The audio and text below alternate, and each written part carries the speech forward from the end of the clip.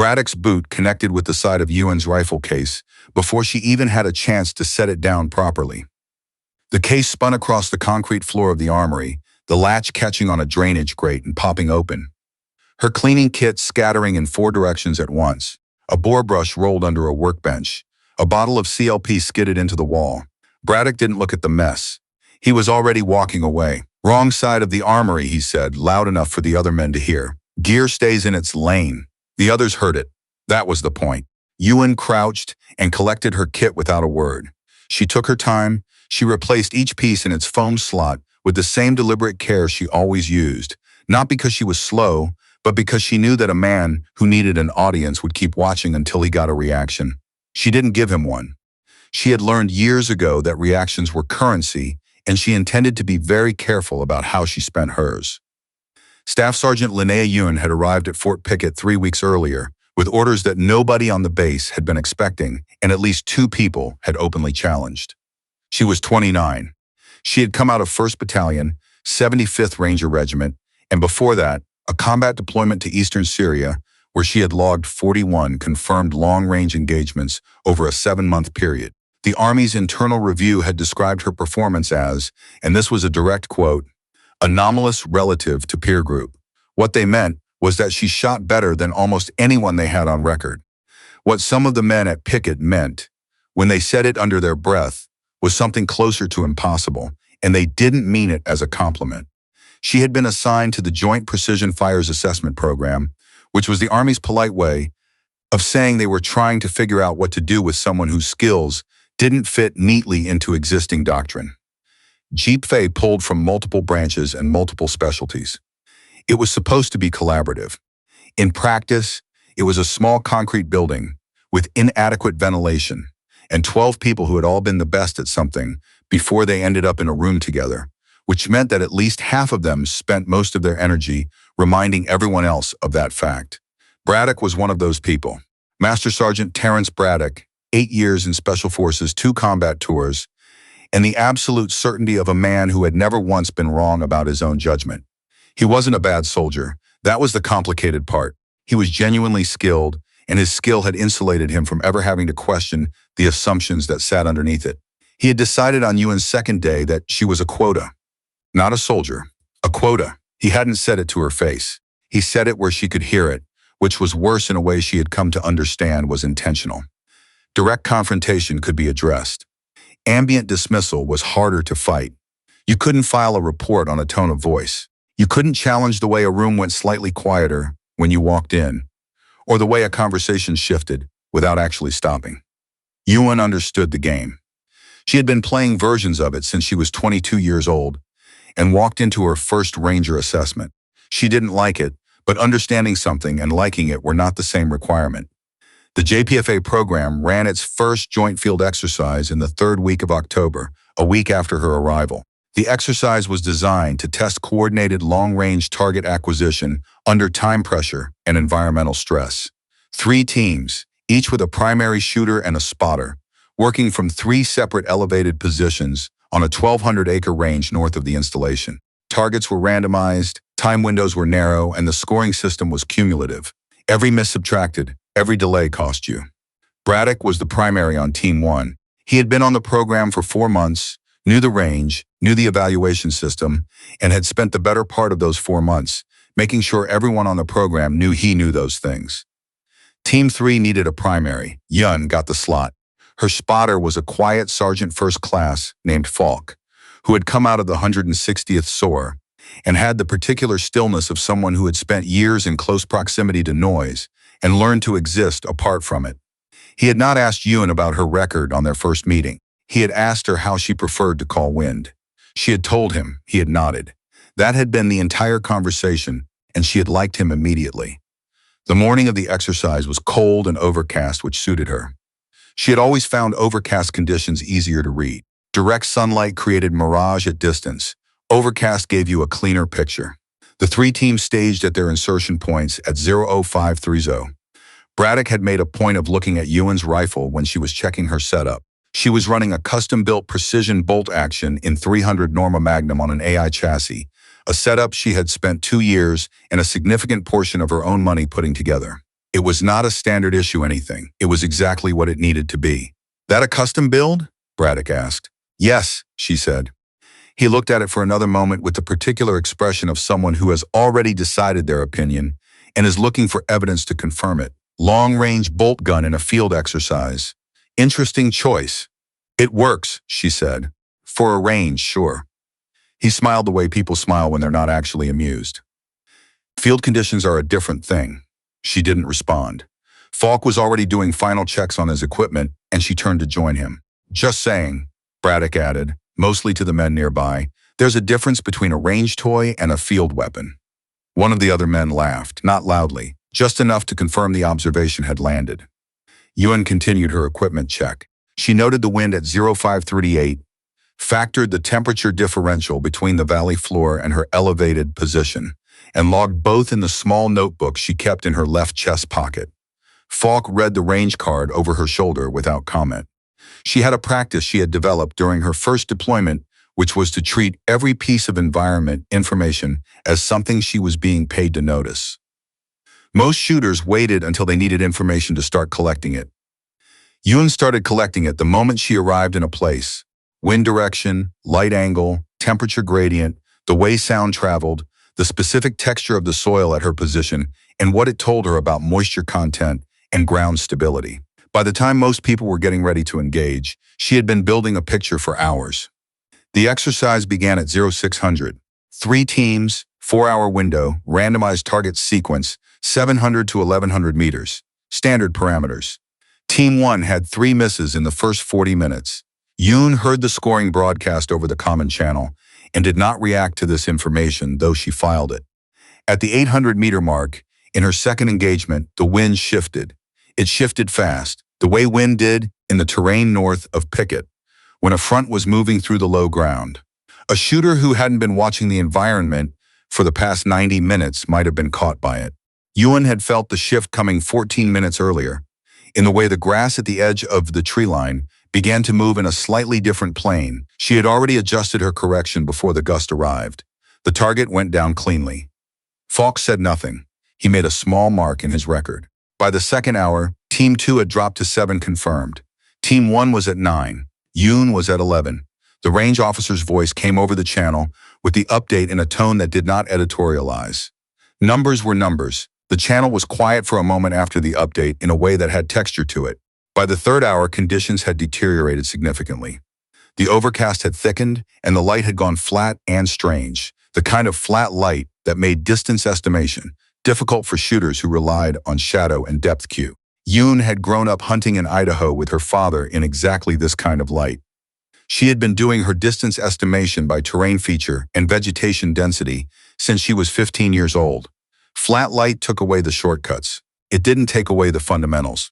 She engaged her 9th target at 1,040 meters with a first-round hit, her 10th at 980, her 11th at 1,100 meters, the edge of the exercise parameters. The final scoring came in at 1,005 hours. Team 1, 14 confirmed hits, 3 misses, 2 delays for a scored total of 9. Team 2, 12 confirmed, 4 misses, 1 delay, scored total of 7. Team 3, 16 confirmed hits, 1 miss, no significant delays, scored total of 15. The range officer read the numbers, and the channel stayed quiet for longer than it usually did after a scoring broadcast. Yuen was breaking down her position when she heard Braddock's voice on the common channel. He said something about scoring methodology and environmental conditions, and the way the target randomization had favored certain sectors. His spotter responded. She listened to the construction of the argument and recognized the architecture of it. She had heard versions of this argument before. It was the argument that said the outcome was an anomaly, the result of favorable circumstances, the kind of thing that required explanation rather than acknowledgement. She finished breaking down her position, and she and Falk began the hike back to the staging area. "Good shooting," Falk said at some point on the walk. "Conditions were readable," she said. "For you," he said. She didn't dispute that. Back at the staging area, the debrief was conducted by Major Aldrin, the program officer, a spare and deliberate man who ran his assessments the way a good surgeon ran a room, quietly, precisely, and with the specific authority of someone who did not need to remind anyone that they were in charge. He went through the numbers with the group standing around the table in the debrief tent. He noted Team Three's performance without emphasis, but with the completeness of someone who intended for it to be on record. Braddock asked his question about the target sector distribution.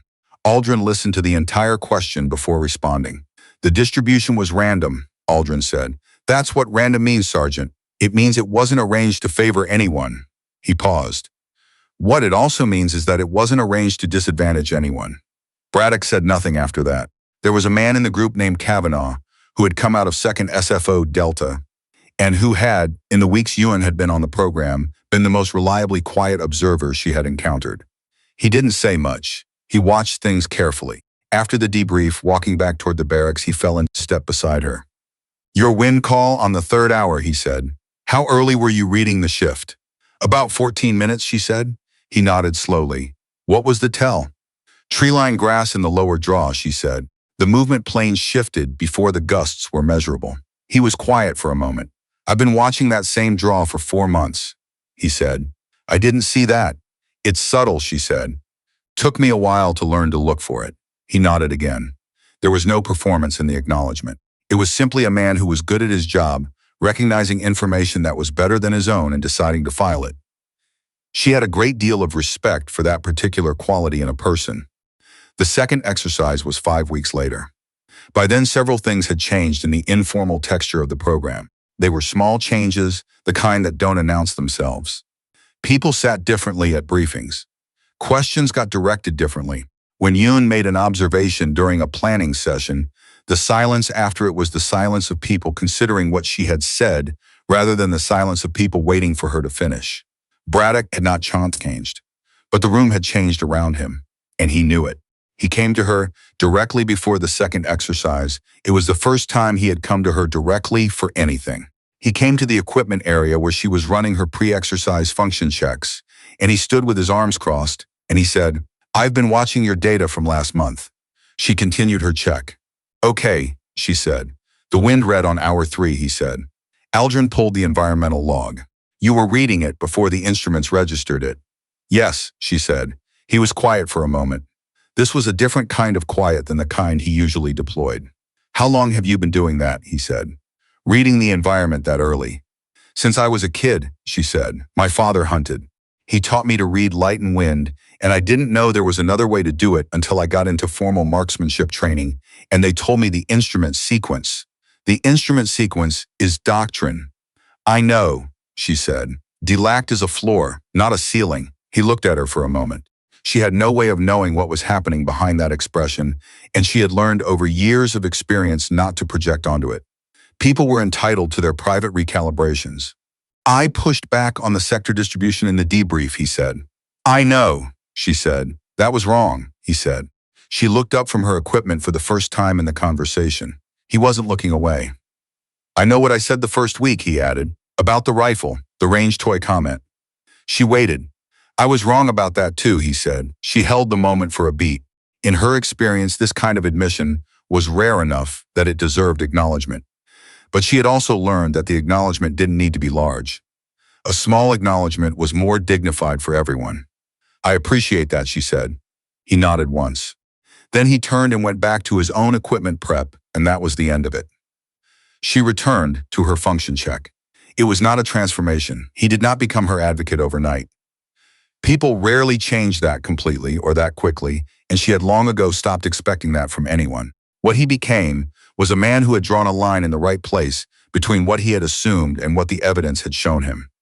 That was, in her experience, rarer and more valuable than transformation. The second exercise went differently than the first, and not only because of the numbers.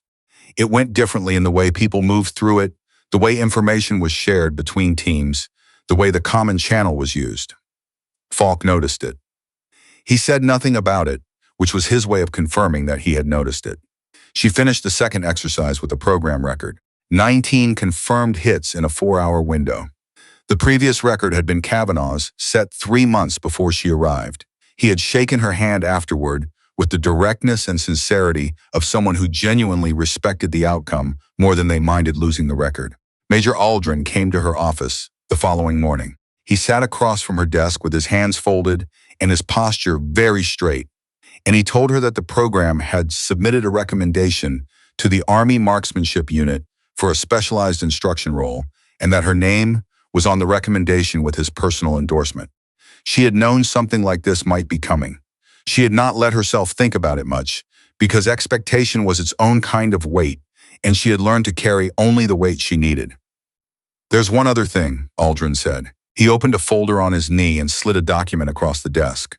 "The after action from your Syria deployment. They're using it in the revision of the Precision Fires Manual." She looked at the document. Her name was on the cover page. "The methodologies you developed for environmental pre-read," he said.